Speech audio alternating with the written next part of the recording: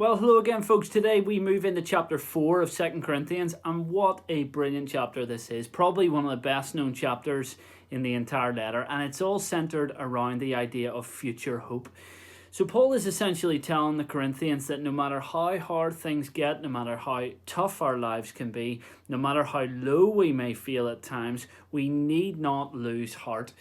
Why? Because we have a future that is sure and certain. A future that knows no pain, no loss, no difficulty, no anxiety, no heartache, no sadness, and it's all because of Christ. And folks, is there any more positive message in the whole world? Is there a better message than this? I mean, why are we not singing about this from the rooftops? Why are we not stopping what we're doing and going out into the streets to let people know?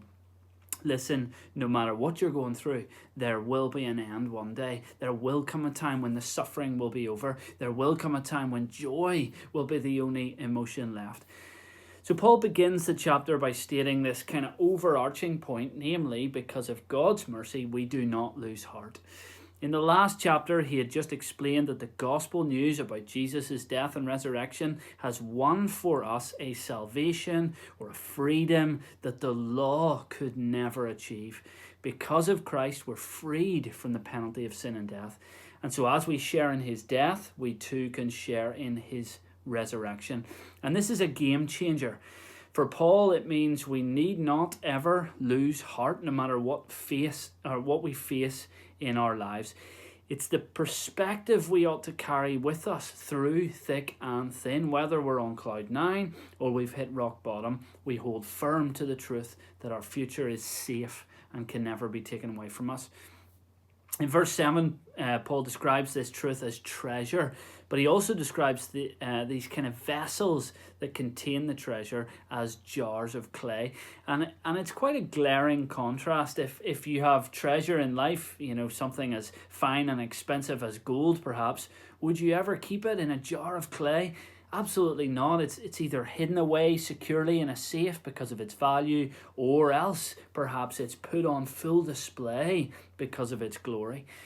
And of course, the jars of clay phrase conjures up memories of Jeremiah, where he describes God as the potter and us as the clay.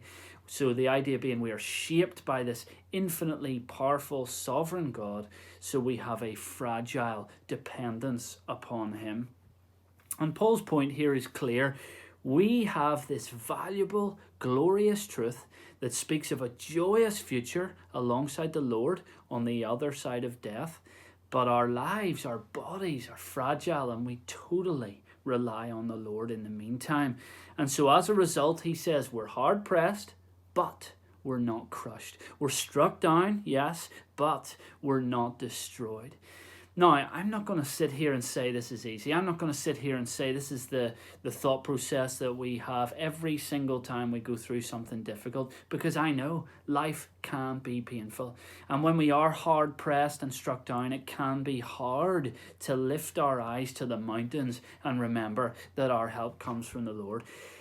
And yet at the same time, the hope of the gospel and the assurance of eternal life with Christ can carry us through even the darkest of storms.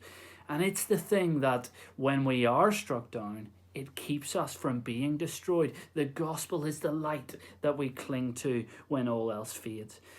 And in the last few verses of the chapter, Paul even says that our troubles here on earth in this lifetime are minuscule in comparison to the greatness of the glory that awaits us in heaven. And that is a huge statement to make, because again, we know life can be so hard. We know the pain of loss. We know the brutality of illness. We know the agony of depression.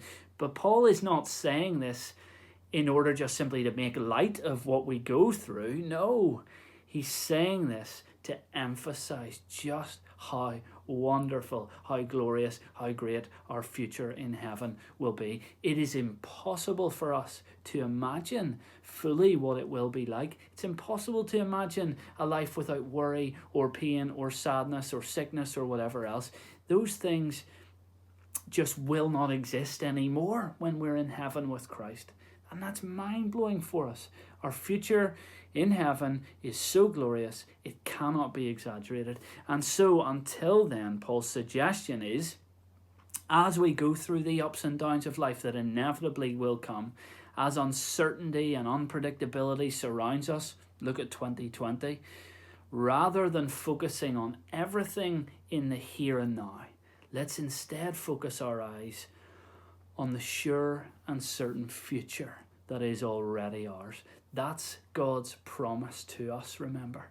It's ours because of Christ. It's not the case that our eternal life begins when we die. No, it begins when we become a Christian, when we give our lives to Christ. Our eternity starts then. So let's fix our eyes on what is unseen, because as Paul says, what is unseen is actually eternal. That's us for today, folks. Join us tomorrow as we move into chapter 5. Until then, God bless.